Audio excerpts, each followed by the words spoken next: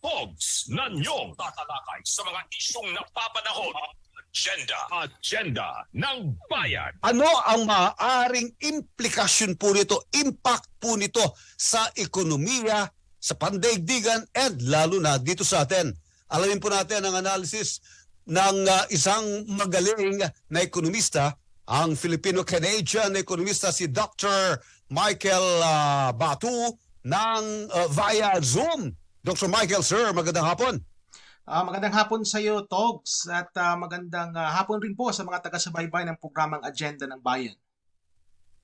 Nagkaroon ng problema dyan sa Russia at Ukraine, at ito na naman, isa na naman problema to, no? Yung nangyayari dyan sa Israel at saka yung gulo with the Palestine. Ano ang maaaring magiging epekto nito sa ekonomiya ng mundo at lalo na dito sa atin? Ano ang magiging sipa nito sa atin? So maganda yung tanong mo, Togs. Unang-una, pag-usapan muna natin yung epekto sa global economy. Sa ngayon kasi, ang nagkaroon ng conflict dyan is pagitan ng Israel at ang Gaza. No? Itong mga bansang ito ay unang-una, hindi naman sila nagpo-produce ng produktong petrolyo, di ba? Wala namang silang production ng oil, pero yung kanilang mga kapitbahay, yan ang mga major oil producers.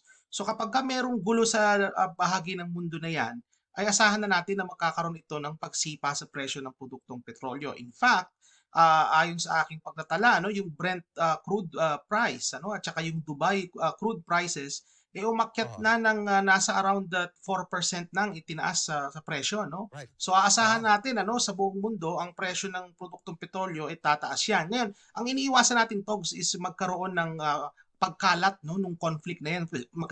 Kakaroon na ng mga ibang bansa ng mga kasali. Kasi ang mangyayari niyan kapag lumawak na yung conflict na yan ay mas lalong maraming bansa na ang maaapektuhan, lalong-lalo na yung mga bansa nga na nagpo-produce ng produktong petrolyo.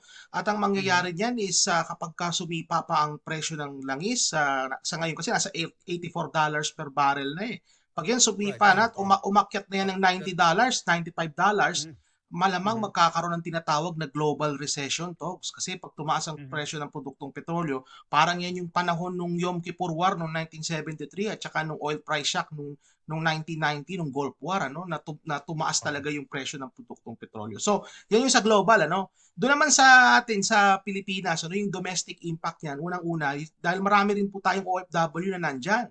Ayon sa pagtatala ng ating pamahalaan, Togs, there are around 30,000 ng ating mga kababayan na nasa Israel, at tsaka sa Gaza, sa region na yan. So ibig sabihin, maaapektuhan diyan unang-una kapag nagkaroon ng pagkalat ng conflict, pag marami ng bansang kasali diyan, nagkaroon ng escalation of hostilities, malamang baka magkaroon ng deployment ban diyan. At pag nagkaroon ng deployment ban dyan, ano na mangyayari dun sa ating mga kababayan na umaasa na makakarating sana dun at magtatrabaho?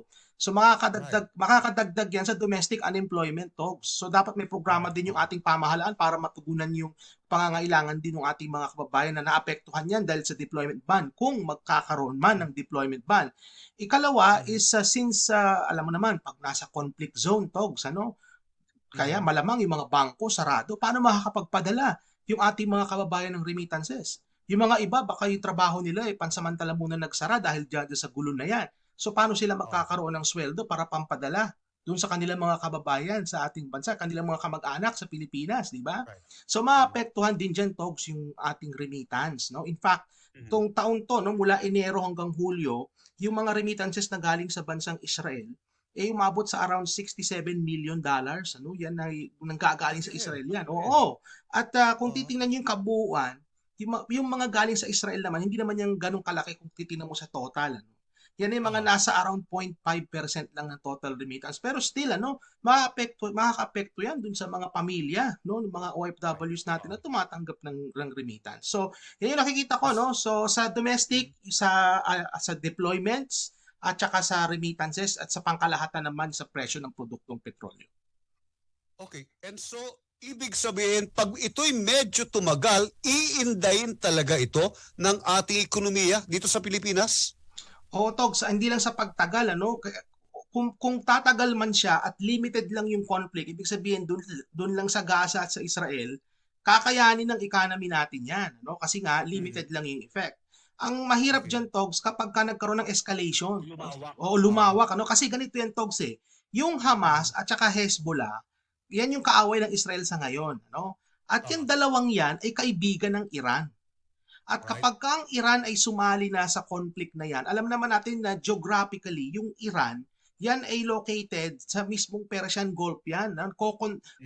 Isa yan sa mga bansa na nagko-control ng tinatawag natin na Strait of Hormuz.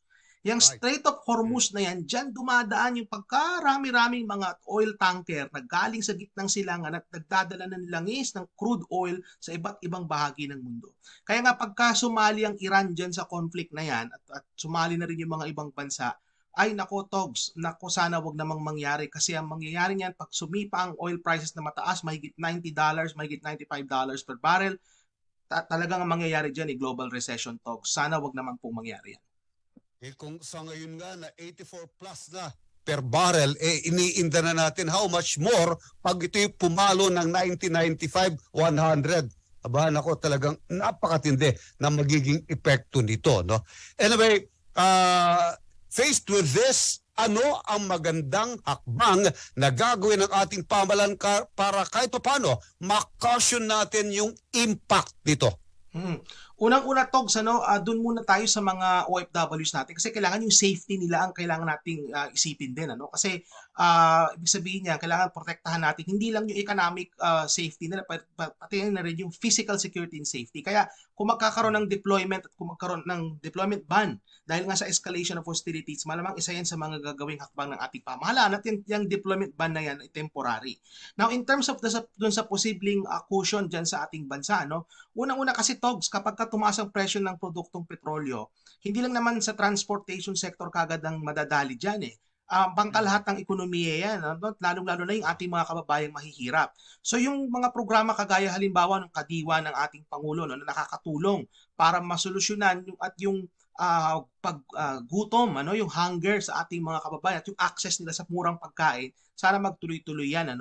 At yung mga subsidiya sa mga tsuper ng mga PUBs, is itutuloy pa rin yan kasi pagka itong conflict na yan naging lumawak yan, sana wag namang mangyari, ay talagang mas kinakailangan na natin yung magiging subsidiya sa transportasyon para yung pamasahe hindi naman masyadong tumaas masyado yung pamasahe natin.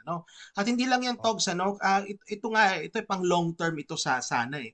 Kailangan na natin na maging less reliant na sa produktong petrolyo, di ba? In fact, nauuso na nga ngayon yung mga electric car, di ba? Yung mga hybrid na sasakyan, Sana unti-unti na ating pamahalaan na mag-transition tayo sa mga hybrid na mga public utility vehicles, para maging less reliant tayo sa produktong petrolyo, lalo na sa ating bansa, na inaangkat natin yan, sa totoo lang, Togs, yung rekomendasyon ko na yan hindi naman yan kaagad-agad. Yan ay pang medium to long term yan kasi hindi naman madali mag-transition into clean technologies, Togs. Pero for the short term, yung subsidiya para sa mga tsuper, yung mga kadiwa ng Pangulo para masolusyonan yung access sa pagkain, dapat yan ituloy-tuloy pa rin, Togs.